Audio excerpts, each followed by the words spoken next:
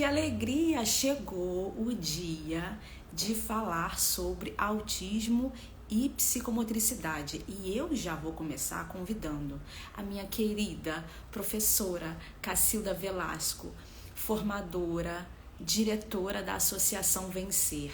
Espera um pouquinho que eu já vou chamar a Cacilda, já vou chamar o reforço.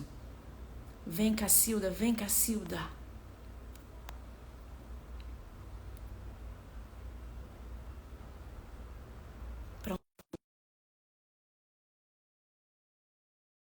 Ai, que emoção, que alegria. Muito obrigada pela sua companhia.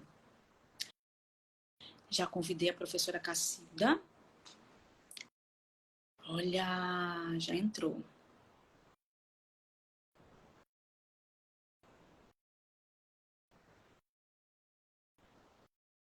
Prontinho, meus queridos, só aguardando a professora Cacilda aqui aparecer para a gente já começar a estudar junto. Enquanto a professora Cacilda não chega, eu já vou adiantar para vocês a pauta do nosso estudo de hoje, para a gente já entender tudo o que vai acontecer.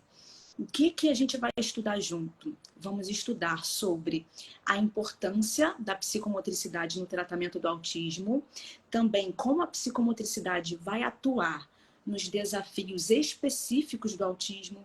Também vamos entender como que a professora Cacilda considera o futuro da psicomotricidade no contexto da deficiência, no contexto do autismo, enfim, em especial no contexto da neurodivergência. Pronto, professora Cacilda está aqui.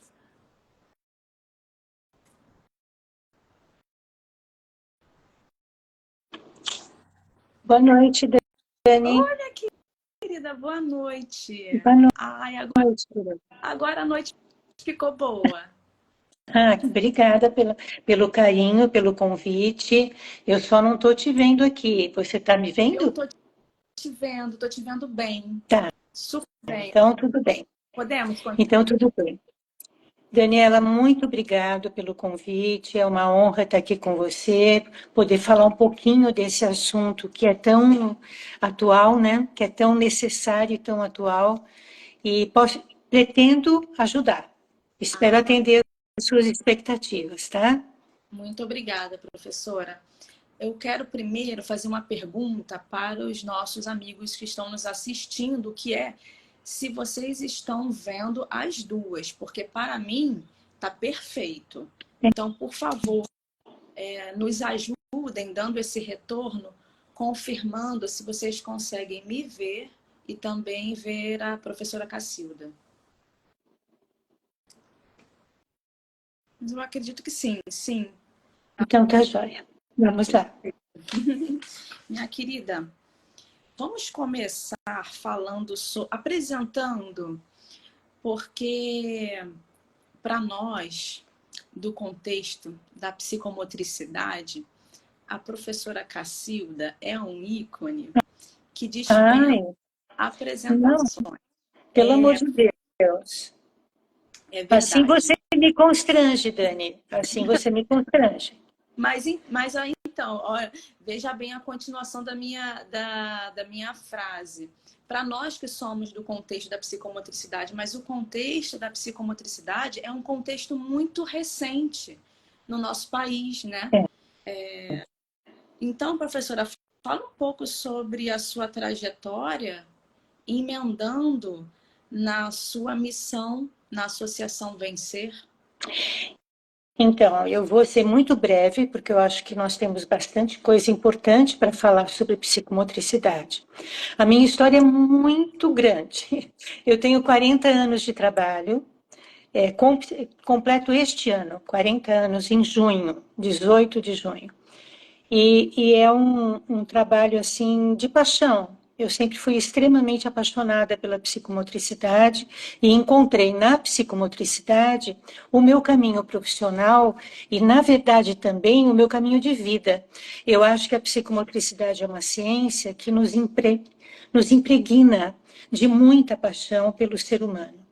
Então, o início do meu trabalho se deu numa escola de natação, trabalhando psicomotricidade no meio aquático. Eu trabalhei durante muitos anos com terapias psicomotoras na água, com diferentes deficiências, tanto deficiências físicas, quanto deficiências intelectuais, quanto deficiências sensoriais. E eu tive muitos autistas nessa minha jornada aí de 40 anos. A princípio era muito estranho tudo, porque o autismo não era tão reconhecido e tão diagnosticado, e depois a coisa foi tomando um vulto enorme e a gente tem certeza que colaborou com muitas famílias no trabalho da psicomotricidade na água. Essa escola se transformou numa entidade beneficente. Por quê? Porque a família dos nossos deficientes viviam uma verdadeira via crucis. Era terapia para todos os lados, saíam da piscina para ir na TO, na físio, na pedagogia, na escola, enfim, a gente se sentia muito sensibilizado com o tanto de lugares que as famílias precisavam levar os seus filhos. Então, nós resolvemos criar uma clínica dentro da escola de natação para um atendimento multidisciplinar, porque nós tínhamos uma equipe já de trabalho envolvida com o processo da deficiência. Essa clínica se chamou SER, viveu por alguns anos, e mesmo assim nós sentimos que nós não estávamos atendendo a comunidade do jeito que a minha comunidade precisa.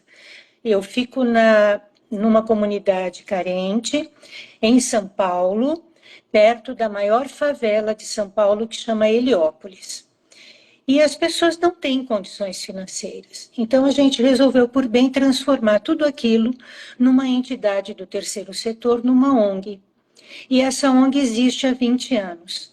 E nós trabalhamos com deficientes até hoje. Eu não trabalho mais em piscina, apesar de ter a piscina alocada dentro do nosso espaço. E há mais ou menos 15 anos, a gente começou a fazer um trabalho de formação profissional. Eu já fazia fora da entidade, eu já coordenava cursos pelo Brasil na área da psicomotricidade e achei por bem trazer tudo isso para dentro da entidade. Então, hoje, o cerne do nosso trabalho é um trabalho com deficiências múltiplas e com idosos. Nós temos um projeto muito grande com idosos, porque eu nunca parei de estudar. Então, eu não só atuei com psicomotricidade no meio líquido, mas eu também atuei com a psicomotricidade na linha terapêutica, na clínica, na reeducação e muito com idosos. Então, nos últimos anos, a gente está dentro do trabalho da gerontopsicomotricidade, que é a formação de profissionais para atender o público idoso. É mais ou menos esse o meu percurso, tá? Hoje eu tenho um trabalho de coordenação dentro dos cursos, também sou docente de todos eles, de várias disciplinas, e a gente faz um trabalho social intenso, não só na comunidade, mas a gente procura, Daniele, e eu acho que você também deve procurar o mesmo, ampliar políticas públicas, criar políticas públicas. O meu grande sonho é a psicomotricidade no SUS. Eu acho que a psicomotricidade ela é tão grandiosa que ela merece ser democratizada, ela merece estar no atendimento à saúde, não só a saúde física, quanto a saúde mental da população. E eu sinto que hoje muito pouco se faz na área social com psicomotricidade. Ainda é uma terapia elitizada, ainda é uma terapia que não tem em todos os locais, e você bem sabe que ainda é uma terapia não reconhecida em vários convênios médicos. Então, nós temos um percurso muito, muito grande para seguir. E eu acho que você e sua geração têm um desafio muito grande pela frente. Eu tenho um caminho aí já terminado, quase, de uma vida profissional. Eu estou com 72 anos, eu acho que não tenho muito tempo pela frente para ver tudo isso que eu imagino e que sonho. Mas eu tenho muita fé nos psicomotricistas atuais, nesta jovem, vamos dizer assim, essa jovem jovem demanda, né, que está buscando a psicomotricidade, porque há muito desafio, há muito que se fazer. E mais do que nunca, no momento atual, pelo próprio censo, há muito e gritando psicomotricidade o mundo do autismo. É verdade, professora. A demanda, ela só cresce. Se eu pudesse colocar uma escala temporal, eu diria que nos últimos 10 anos essa demanda se multiplicou demais. E aí, Sim. já que falamos sobre democratização, como que nós conseguimos explicar para a pessoa que não é da área da saúde o que é Uhum. psicomotricidade? Sim, e isso não só para essa pessoa, mas para o mundo, né? Porque ainda se pergunta psico o quê, né? Eu brinco que eu tenho um amigo muito querido que mora hoje na França, o Roberto Nascimento, e ele fala assim: é para comer ou para passar no cabelo? Ainda, ainda nós temos perguntas ridículas como essa. Mas para mim, de tudo que eu estudei e estudo até hoje, eu acho que a psicomotricidade é a ciência do equilíbrio humano. Ela cuida da harmonia das relações, desse corpo onde reside um sujeito e que se encontra num sofrimento. Então, a psicomotricidade, ela busca não só um equilíbrio funcional, mas um equilíbrio relacional, um equilíbrio psíquico. Então, eu considero a minha definição hoje de psicomotricidade, ela tem um tripé que contempla o equilíbrio humano. E vou te dizer, Dani, nós estamos todos adoecidos e hoje todo mundo está precisando de psicomotricidade. Não é só crianças atípicas ou deficientes, não. Eu acho que nós adoecemos com a pandemia. E com a pandemia, naquele confinamento, mostra o que a psicomotricidade tanto grita. Nós somos seres gregários. Nós nascemos e existimos pelo outro. Então, nós precisamos do outro. A nossa relação, ela é social. E a psicomotricidade contempla isso, a sua existência na sua comunidade, no seu entorno, com as pessoas, com os objetos e nas relações. Então, é a realização de um pensamento de uma forma harmoniosa que contempla uma boa psicomotricidade instalada. E isso é importante ser desenvolvido não só num trabalho clínico, mas no trabalho educacional. A aprendizagem ela precisa contemplar processos psicomotores, vivências corporais. O nosso maior objeto de estudo e de trabalho da psicomotricidade é o corpo. E no autista, ele não reconhece o corpo que tem. Aliás, ele tem um corpo em sofrimento, né? Então, eu vejo que para o autista, a psicomotricidade é de uma nobreza, fundamentalmente não posso afirmar que seja a mais importante terapia, mas eu sinto que é uma terapia fundamental para esse autista reconhecer o corpo que ele tem, que não é só físico, não é só relacional, mas é um corpo de expressão, é um corpo que precisa de um canal de comunicação, é um corpo que precisa de prazer, é um corpo incomodado por questões sensoriais muito alteradas. Então, a psicomotricidade contempla esse corpo, contempla o trabalho deste corpo. Perfeito, muito obrigada, professora. Saindo um pouco do nosso roteiro, Cacilda, tu falaste sobre pandemia, né?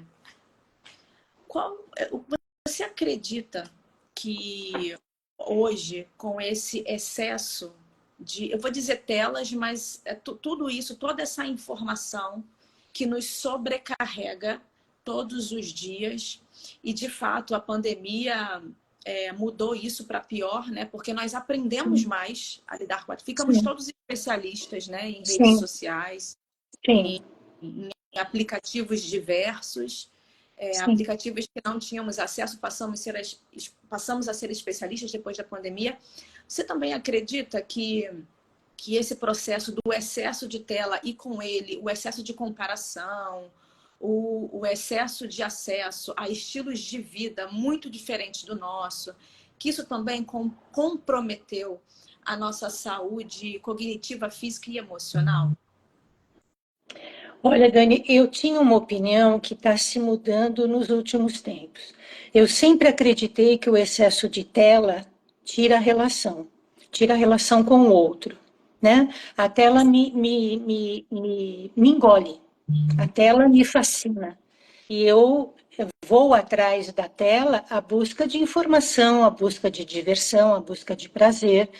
E isso muitas vezes não é verdadeiro. Nós sabemos muito bem que as redes sociais não é uma vida cor-de-rosa. A vida das redes sociais é fake, né? Então a gente precisa se policiar muito em relação às crianças. Então a tela é muito importante. Eu acho que a pandemia nos mostrou o quanto ela nos aproximou no mundo, né? O quanto foi possível os canais de comunicação, os meios de comunicação nos aproximaram de uma forma brilhante. Mas estamos conduzindo o trabalho das telas, e vou te falar isso trabalhando em curso. Eu não concebia um curso de psicomotricidade feito virtualmente. Primeiro, porque psicomotricidade é presencialidade, é estar com o outro, né? É cuidar do outro. E hoje eu me vejo não obrigada, mas forçada a viver o mundo híbrido. Então, nós damos cursos onde a parte teórica de muitas disciplinas são online e toda a parte relacional e vivencial prática é realizada na presencialidade. Isso facilitou muito, eu acho que isso é avanço tecnológico, isso é progresso e isso é geração. Nós estamos numa geração que já está nascendo digitalizada. Só que se nos últimos meses e ano, eu já não estou tão preocupada com as telas. Eu estou preocupada com a inteligência artificial. Eu acho que as telas elas estão se tornando instrumentos de comunicação importantes, elas estão se tornando instrumentos didáticos e elas estão instrumentalizando mesmo o mundo atual. Por exemplo, você fica sem WhatsApp? Eu pensava que eu podia viver. Eu não estou conseguindo mais viver. Porque se eu me silenciar no WhatsApp, é como se eu tivesse sido um ET. Eu saio de sintonia no meu dia a dia. Então, nós já estamos dependentes das telas. O que a gente precisa é ter sabedoria de como utilizá-las. Eu acho que é possível essa administração da tela, e é possível também, Dani, a gente entender que nem tudo que eu leio, que é postado, é verdadeiro e é real, e fazer filtros, e fazer filtragem de tudo isso. Então, isso eu acho que é mais uma educação, é mais um setor da educação que nós precisamos conduzir, supervisionar. Então, eu acho que tem que ter um tempo de tela, sim, é preciso um controle nos tipos de acesso, mas não tem mais como viver sem elas. Eu acredito que no mundo atual não tem mais. E eu acho que estas crianças de hoje não conhecem esse outro mundo que a gente conheceu. E elas já nasceram com elas. Elas vão precisar administrar melhor isso. Agora, eu não sei se a gente está no controle da inteligência artificial. Eu acho que essa ainda me amedronta um pouquinho mais. Entendi, professora. Muito obrigada, porque é um tema que a gente não pode polarizar, né? Certo ou errado, bom Não, ou ruim, né? não. Não é sobre isso. E eu penso que o psicomotricista ele precisa ser esse profissional plástico. Sim, sim. Ter muita maleabilidade, ter compreensão do que, até que ponto aquilo me é útil, e tem muita coisa que, além de útil, é dependente, é necessário. Há casos onde o uso da tecnologia é um instrumento de trabalho, é um instrumento clínico, é um instrumento educacional. Então, é saber utilizar a tela a seu favor, não contra si, né? Perfeito, maravilhoso. E professora, como que a psicomotricidade ela atua em desafios assim bem específicos no autismo, entendendo que o autismo ele é essa característica global que se caracteriza pelos atrasos, né, de comunicação, interação Sim. social, interesses restritos, comportamentos repetitivos. Então, Dani, eu vejo assim que o autista, eu acho que ele é um ser mágico. Eu tenho um conceito de autismo assim que eu acredito que é um mundo que precisa aprender com os autistas. Eles têm poderes mágicos e a gente precisa saber lê-los, saber enxergá-los. Existe uma frase do Manuel de Barros que eu gosto muito. O olho vê, a lembrança revê e a imaginação transvê. Eu acho que é preciso transver o mundo. E muitas coisas que é criticado no comportamento do autista é uma questão de amorosidade. Eu acho que nós precisamos criar uma comunicação amorosa, uma comunicação onde o não ele não seja um recurso, mas sim o corpo seja um grande recurso, né? A relação com esse autista seja mais ampla de decodificação. Eu tive muitos momentos dentro de piscina onde nós tínhamos um visor, né? E os pais assistiam, etc. E muitas vezes eu era criticada dizendo assim: Nossa, Cacilda, a gente não sabe quem é mais autista, se é você ou ele.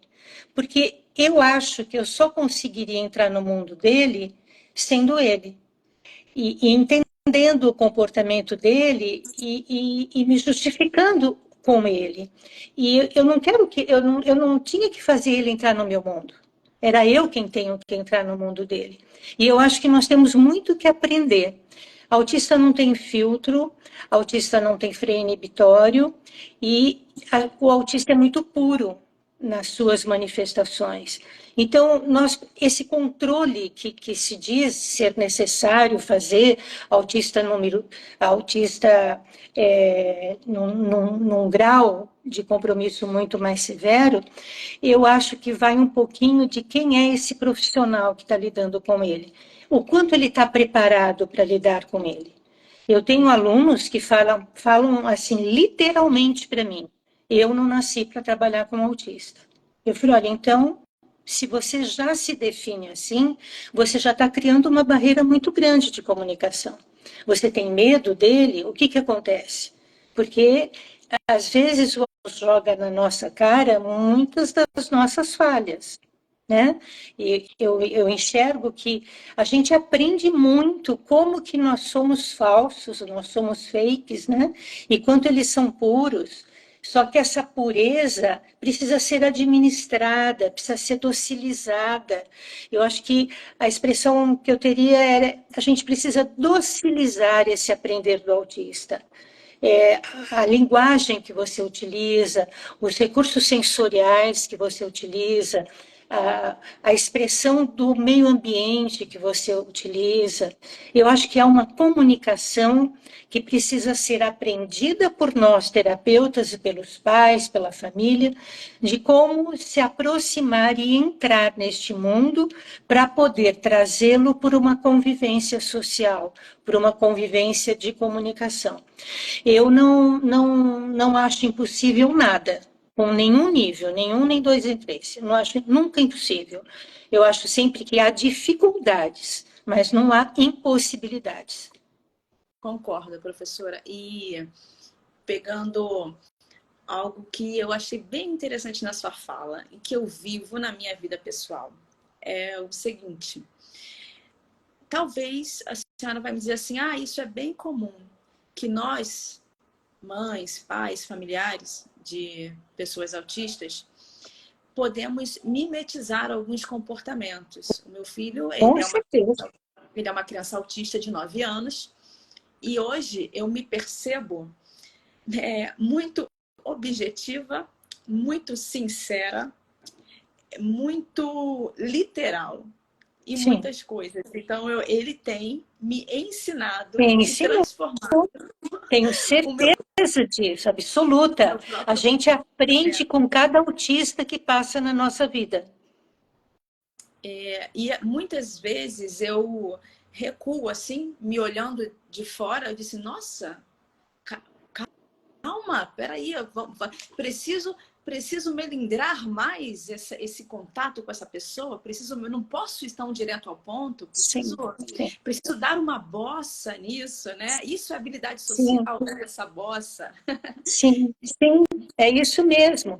É, tem um autor, e eu acho que você o conhece, Vitor da Fonseca, que diz assim: a gente nasce puro e a gente é estragado pela sociedade. E isso é exatamente o autista. Ele é puro, ele é autêntico, ele é literal, ele é visceral. Nós é que somos mascarados, né? Exato. Nós é que nos civilizamos, entre aspas. Mas isso é administrável e é controlável, é aprendido, Dani, é aprendido. Então, e eu acho que o professor também, o professor que tem toda essa questão da inclusão, da necessidade de lidar com as diferenças, ele precisa tirar o véu para enxergar o invisível. Existe um invisível que a gente precisa enxergar e que de pronto a gente não vê, porque a gente é muito superficial e a gente julga muito. Julga, o tempo todo nós julgamos, o tempo todo nós analisamos, né? Eu acho que nós temos que tirar este véu para poder enxergar esse invisível que o autismo traz para nós. É muito importante. Eu amo trabalhar com autista. Eu, Amo. Porque eu acho que cada autista é um livro que eu leio. muito obrigada por isso. Isso é muito importante para nós. E tem um detalhe importante, vou te falar, você não como profissional, você como mãe. Eu acho que família para mim é terapeuta. A família é coterapeuta. Eu não trabalho sem família. Eu preciso da família. Eu dependo da família. Porque o que ele faz comigo é muito pouco, em pouquíssimos minutos e horas. O resto das 20 e poucas horas é com a família. Então, se eu não colocar família no meu trabalho, o meu trabalho não existe. O meu trabalho é pobre. Então, eu preciso da família. E eu acho que a mãe é a melhor terapeuta. É verdade. Eu ia fazer essa pergunta. Aqui no Altstar, nós não falamos paciente, nós não dizemos assim, hoje é o dia do paciente, tal. Chegou um paciente novo, Não, nós falamos. hoje é dia do João, hoje é dia do Daniel, é o dia da Maria. Não, eu digo assim, não tem o paciente, tem a família. Eu vou receber Sim, hoje uma família nova, não é um paciente novo, né? até porque você não tem um paciente, né, Daniela? Você tem uma família inteira para Exato, cuidar. exatamente. Então estamos no caminho certo. Exatamente. Nunca eu considerei que eu tive um caso. Eu tive um conjunto de pessoas em torno de um problema que eu precisava ajudar. Tá? Então, esse em torno de, eu era mais um. Eu era mais um elemento em torno de para ajudar. Eu só era mais um. E, professor, assim como o desafio da intervenção terapêutica para o autista não é simples, a intervenção com a Não, família também não é, não, certo? não é. Até porque, né, Daniela, a gente está vivendo modelos bem diferenciados de família Sim, atualmente. Então, nós temos que mudar nossos paradigmas, nós temos que mudar nossos conceitos, nós temos que nos render ao que hoje se apresenta, e a gente tem, muitas vezes, alterar até os princípios nossos, porque você não julga, você recebe, e você sim. colabora naquilo que você está vendo que não está contemplando para o bem da criança. Mas você não pode julgar, né? Até porque a família é um local onde se constrói caráter, né? Onde se constrói a pessoa, onde se constrói a criança, onde a criança ensaia a ser gente, onde ela brinca de ser gente para ser o adulto do futuro. Então, nós temos que deixar nossos julgamentos de lado e nós precisamos ter, assim, uma imunidade conceitual muito forte de entender que dentro daquele contexto familiar, o que eu, enquanto psicomotricista, posso orientá-los? O que eu posso dizer a eles que é melhor para aquela criança? Mas as normas e as regras daquela família a gente não altera. E, professora, quais são os principais desafios nesses 20 anos de trabalho, especificamente, né, dentro desse contexto, quando o assunto é família? Olha, ultimamente eu estou sentindo uma falta de amor, falta de amorosidade entre os membros da família. Eu peguei gerações diferentes de família, e não são 20, Dani, são 40. São 40 anos. Sim, Eu, sim. eu peguei famílias, eu peguei famílias naquele conceito de felizes para sempre, né? Famílias que não se separariam, famílias que, nossa, eu tenho um caso deficiente, a família toda se envolvia. Mas eu também peguei famílias, Daniele, onde o deficiente ficava trancado em casa, escondido da sociedade, onde ele era motivo de vergonha para aquela família. E eu, hoje, posso te afirmar que ainda tenho famílias onde a mãe chega e fala: Tó, o filho é teu. Este momento que ele está aqui é a minha folga. Não me liga, não me procura. Assim. Então, eu pego tudo quanto é tipo de família. Agora, eu tenho julgamento disso? Não, eu tenho algumas posturas muito sérias enquanto profissional. Mas eu acho que no mundo atual, na sociedade atual, o conceito de amorosidade, o conceito de vínculo, de afeto, está muito alterado. Nós ainda temos pais provedores, que não são pais envolvidos no processo, ou pais que abandonam, né? Nós temos mães que não são guerreiras, eu não acho que essas mães são guerreiras, eu acho que são mães muito escolhidas, porque eu não sei se eu, Cacilda, seria tão forte. E eu valorizo demais a mãe, demais a mãe. Não que eu não valorize o pai, mas eu acho que a sobrecarga da mãe é muito maior. Eu acredito que nós temos hoje famílias muito desestruturadas mesmo, sabe, com falta de equilíbrio emocional, com falta de saúde mental, e isso afeta a criança, sem dúvida nenhuma. Famílias onde não há limite, onde o limite não existe, onde a criança pode tudo, e aí eu não estou falando nem em questões de autismo, mas questões de criança, onde ele é o grande rei, né? Onde tudo, ele é o centro familiar e ele manda. Eu gosto de uma palestra do Mário Sérgio Cortella, que ele fala assim, que quando ele era pequeno, ele ia num restaurante e o pai falava assim: senta aí e come isto. E hoje não. Hoje as famílias chegam: onde você quer sentar? O que você vai comer? Então falta autoridade, falta limite, falta padrão e conduta, a relação que a sociedade está afetando a família é a relação da violência, a relação da insegurança, dos padrões morais. Hoje nós somos motivo de chacota ser bom, né? Você ser uma pessoa boa é você ser trouxa. Então, nós vivemos um momento social difícil. Então, se nós estamos num momento social difícil, nós estamos com famílias com problemas difíceis para serem resolvidos. Então, eu acho que a família não é uma grande culpada, a família é fruto de uma sociedade que hoje está muito violenta, tá tolerância zero, nós não temos tolerância em nada, prova disso é o trânsito, né? Se você bobear, vem alguém só porque você raspou ou parou em cima, já te assalta ou, sei lá, te levanta uma arma. Nós estamos num momento muito cruel de sociedade. Então, eu acho que a família é um pouquinho espelho de tudo isso.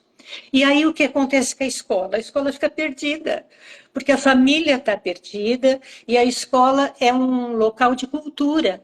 Ela não é um local de formação de caráter. Formação de caráter vem lá de dentro do ambiente familiar. Então, a escola está sobrecarregada, porque ela está precisando formar cidadãos. E o cidadão é formado em casa. Mas quando essa casa não tem estrutura nenhuma, o que vai para a escola? Vai toda esta problemática que a escola está enfrentando. É mais ou menos esse conceito que eu tenho de família. Eu acho que a família hoje está num momento muito crítico social. Muito obrigada, professora, por tocar nesse ponto, porque muitas vezes, quando nós falamos aqui, e quando eu digo aqui, é aqui mesmo, tá? Nesse consultório, sobre todos esses conceitos de autoridade, rotina, nós somos tidos como cartesianos, Não. retrógrados, ditadores de uma postura convencional. E não é sobre isso. Não, Dani, e se não há rotina numa família, tudo é uma grande bagunça. Sim. A rotina, ela não é para o autista, a rotina é para a vida. Sim. É uma organização de vida, né? Você não vive num pandemônio, você não se organiza, você não aprende, você não dá respostas positivas, você não tem equilíbrio emocional, psiquicamente você adoece em algo desregrado, né? Onde não tem limite. Nós temos que ter filtros, e isso é muito importante. Então, não é uma questão cartesiana, mas é uma questão de organização. É impossível viver sem organização. Veja a nossa sociedade como está. Exato. Não tem como, nós temos que ter regras. Vamos pensar num condomínio. A gente tem que saber viver em condomínio, porque se nós não soubermos, todo mundo vai se agredir. Vai um vizinho maltratar o outro. Não, tem regras do barulho, tem regras do silêncio, tem regras da convivência social do elevador, etc. e tal. Isso é a sociedade. O meu limite acaba quando começa o seu. Sim. Com certeza. Com certeza. Professora, eu vou dar um recado para os nossos amigos que estão aqui conosco, que a nossa live ela está um pouquinho mais da metade. Então, se houver a vontade, o desejo de fazer alguma pergunta, que o faça agora, para que a gente consiga administrar, né, e que consigamos atender as perguntas. Fica à vontade. Então, fica à vontade, com certeza. A nossa próxima, na verdade, é o nosso último tópico. Estamos assim super reguladas no tempo. Que bom. Como que você pensa o futuro da psicomotricidade nesse contexto da deficiência, em especial no tratamento do autismo? E aí, professora, montando esse raciocínio, para a gente tentar pensar um pouco além desse roteiro Rio-São Paulo, desse eixo Rio-São Paulo. Sim. Olha, Dani, eu tenho muita esperança na psicomotricidade. Eu não tinha. Até uns 2, 3 anos atrás, eu estava muito descrédula ainda. Agora não. Eu estou muito feliz. Eu acho que a psicomotricidade, ela está entrando pela porta do fundo, ela está entrando pelo quintal, mas ela está entrando e ela está poderosa e ela está conseguindo se fazer presente, se fazer necessária e ser reconhecida como uma intervenção terapêutica poderosa. E não é só com autismo. Em todos os meios. Como eu te disse, para mim a psicomotricidade está na escola, está na casa, né? Eu acho que a psicomotricidade é quase uma filosofia de vida. Ela está na clínica, ela está na reeducação. E eu estou, assim, esperançosa, por quê? Vou te contar. Eu acho que faz aí uns 2 anos eu comecei a entrar mais na linha da medicina, da área da saúde. E eu comecei a sentir os médicos mais próximos. E há bem pouco tempo, um grande amigo, Paulo Liberalesso, a gente fez um encontro de médicos para falar de psicomotricidade. E tem muitos que ainda não sabem o que é, mas tem outros já interessados. Então, eu acho que nós entramos no lugar certo, né? A medicina, é a grande indicadora terapêutica. Não é o que se discutir uma família o que ela ouve o médico da família indicar que ele tem que fazer terapia, que ele tem que fazer psicomotricidade, que ele tem que fazer fisioterapia, sem dúvida nenhuma. É a voz mais alta, né, que a família ouve. Mas, independente do médico, há muito um boca a boca hoje. E eu sinto que o que acontece hoje das informações entre as mães, porque a rede de apoio é muito importante, Daniela. A rede de apoio para uma família é tudo. E hoje se fala mais, se grita mais sobre o autismo. Eu acho que vocês estão com representantes fantásticos que estão levantando bandeiras primorosas. Eu sei que não conquistaram tudo o que é necessário conquistar, mas eu confio muito que vai conquistar, muito. A lei, né? Eu acho que hoje nós estamos num momento muito importante, não é só da psicomotricidade, mas é da terapêutica em si.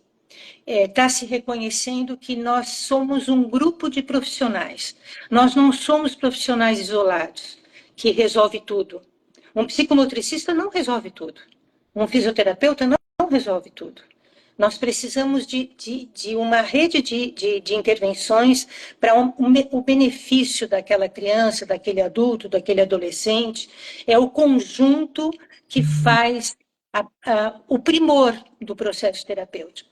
Então, eu vejo um futuro muito promissor na área da psicomotricidade. Eu acho que nós temos aí profissionais como vocês se destacando, mostrando o resultado, porque tudo, Dani, vai ser pelo resultado. Eu vou te dar um exemplo que está acontecendo aqui em São Paulo. Não sei se ocorre a mesma coisa no Rio de Janeiro. Aqui está se abrindo uma clínica a cada esquina. E, ao abrir a clínica, precisa de profissionais. E aí se procura profissionais com competência para trabalhar. O problema é que nem todos os profissionais têm a competência.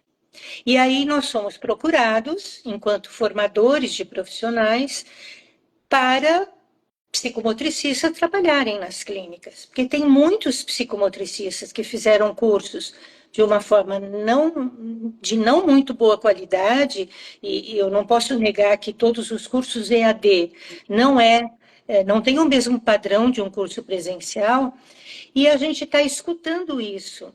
Tem muita clínica abrindo, mas carente de profissionais competentes. Então, a nossa luta hoje, eu acho que não é pelo valor da psicomotricidade. Ela está aí, está ocupando o seu espaço de reconhecimento, mas está sendo pela que profissional é esse que está atuando com essa ciência.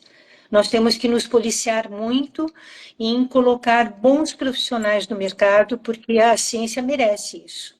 É importante isso. Com certeza, professora, com certeza. Então, é uma boa notícia, né? Já temos algum reconhecimento dessa classe médica. Eu acho que tem. Reconhecimento enquanto ciência e reconhecimento enquanto prescrição. Exatamente. E coisa que há bem poucos anos atrás, Dani, nossa, para eu conquistar a classe médica, eu tive que fazer um malabarismo, porque imagina, eu chegava para alguns neurologistas e até para os próprios neurologistas que atendiam os meus deficientes e me perguntavam assim, o que é que você faz mesmo? Isso é educação física, isso é natação, isso é o quê? E eu tinha que fazer um belo discurso, quando não, eu tinha que filmar, eu levava em fita cassete para o médico assistir o trabalho, porque ele não vinha assistir o meu trabalho na piscina. Então, eu sofri muito para conquistar o espaço que eu tenho hoje na área que eu atuo. Mas, hoje, não. Hoje você consegue ter indicações de profissionais que mandam porque ouviram falar que o seu trabalho é muito bom e que a psicomotricidade é uma intervenção terapêutica de resultado. Então, eu acho que foi assim uma sofredora para explicar se era para comer ou para passar no cabelo, sabe? Eu tive dificuldade para poder mostrar isso. Mas eu conquistei um espaço de reconhecimento que eu tenho uma gratidão muito imensa, todos eles. Tenho colegas fantásticos na área médica que me contemplam com indicações e que sempre nos consultam, e acho que a gente está conquistando um outro espaço agora no mundo autístico também. Eu acho que o Tiago Castro, o Paulo Liberalesso, que estão fazendo este movimento tão forte, né? Eles reconhecem a psicomotricidade e são grandes formadores de opinião. Depois, professora, a senhora diz que diz assim, por favor, não faça isso, quando eu digo sobre o ícone da sua figura na psicomotricidade. Olha quantas portas foram abertas. Foi. Porque sem esse reconhecimento da classe médica, nós não daremos o próximo passo. Né? Sim. Esse reconhecimento, essa prescrição é fundamental. Sem dúvida. E uma coisa, Dani, que eu aconselho, meu amor, eu acho que aconselho você e todos que estão aqui que têm clínicas. Façam visitas, levem filmagem, conversem mais com os médicos, se tornem presente no ambiente hospitalar, levem, não esperem que eles venham conhecer o seu trabalho, leve o seu trabalho até eles, porque eu acho que esta conversa profissional é muito importante. É muito importante. Eu brinco assim, eu chamo isso de transdisciplinaridade. É quando você trabalha com o outro, no setting terapêutico do outro. Porque o médico não tem tempo, o médico não conhece. Então, vai lá. Todos os pacientes, eu faço uma ponte direta com todos os terapeutas dele. Eu vou assistir a terapia, eu vou falar com o médico, eu vou conversar, eu vou lá.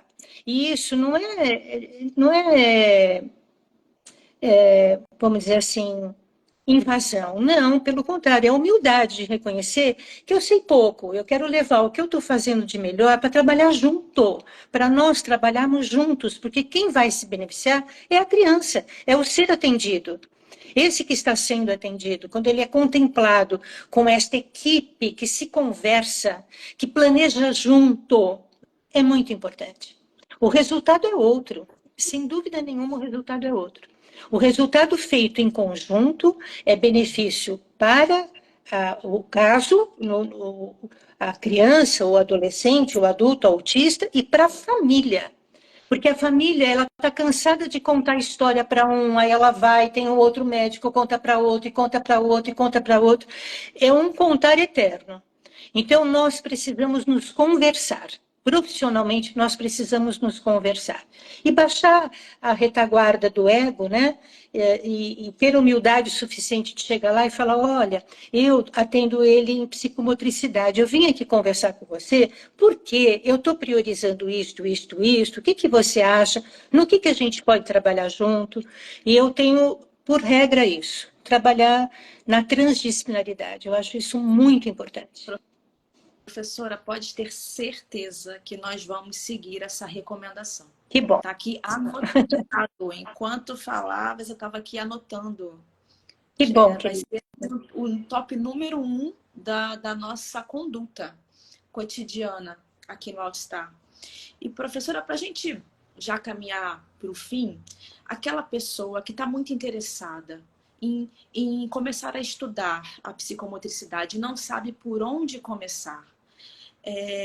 Como é que a associação vem ser contribuindo nessa formação? Como acontece? Como faz? Então, meu amor, a gente tem, assim, pelo Brasil todo, uma imensidão de cursos oferecidos.